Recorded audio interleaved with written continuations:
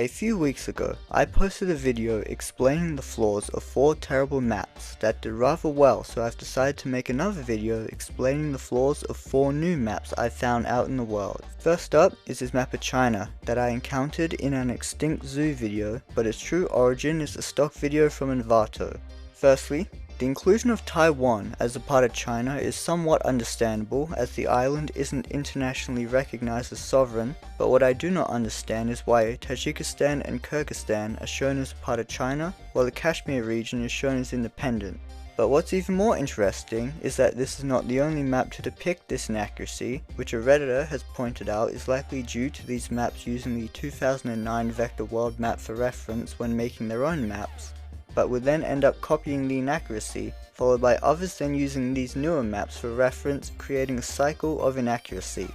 Next up is a British Empire map from the horrible history song Empress of India, featured in Season 6 Episode 11. Firstly, this map is clearly trying to represent every major territory owned by the British Empire, despite not all being owned at the same time, let alone during the reign of Queen Victoria. But this map clearly represents modern day borders while colouring the entirety of certain countries, despite not all of their modern territory being occupied by Britain, which is clear by the United States, Nicaragua, Yemen and Cameroon, while Alaska is inaccurately owned by Canada, whilst Newfoundland should be shown separate from Canada,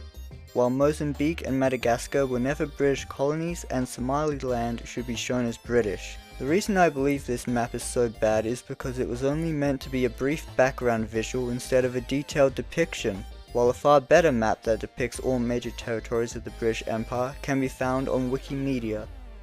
Our next map is from a TED-Ed video that is clearly trying to represent our modern countries, but has done it via sloppily drawn borders. Most of Europe looks alright, but then Czechia and Ukraine have grown, while several northern European countries have sunk into the sea. Meanwhile, Africa looks the most accurate until you realize the Horn countries have united, while Central Asia is an abomination with an independent Kashmir and 4 entirely new countries made to fit a larger area after Asia has seemingly been stretched. Furthermore, there are some small countries and large islands missing, accompanied by other countries like Syria and Ukraine annexing neighbouring lands. As to why I believe this map is so bad, is because much like the previous map, this one is only meant to be a quick visual instead of a highly detailed map, resulting in numerous inaccuracies. Our final map is one I saw while watching an episode of Media Watch, where they show a clip of an interview with the Iranian Ministry of Foreign Affairs. As you can see, there is a large stylized map of the world highlighting Iran, which isn't terrible, but it reminded me of this country pin that includes the waters within their control, but in this case they've highlighted the entirety of the Caspian Sea, the Persian Gulf, and the Gulf of Oman, which I believe is likely a purposeful decision to make Iran appear larger and more powerful than they actually are. If you want me to make more videos explaining the flaws of terrible maps, let me know by leaving a like and subscribing, as I want to reach 500 subs by the end of the year, while you can also follow me on Instagram and further support the channel by watching one of my other videos appearing on screen now.